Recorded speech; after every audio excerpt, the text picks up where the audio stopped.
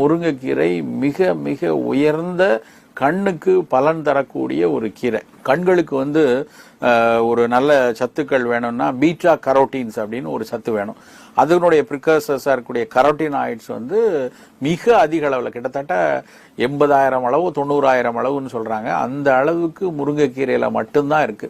அந்த முருங்கைக்கீரை பார்த்தீங்கன்னா கொஞ்சம் சீக்கிரமே ஒரு பழுத்து ஒரு மஞ்சள் கலரில் பழுத்து போகிறதுக்கு காரணமும் அதில் இருக்கக்கூடிய கரோட்டினாய்ட் சத்துக்கள் அதிகமாக இருக்கக்கூடிய காரணத்தினால தான் அப்படின்னு சொல்லி தாவரவியலாளர்கள் சொல்லுவாங்க. அவ்வளவு சிறப்பான ஒரு கீரை முருங்கைக்கீரை.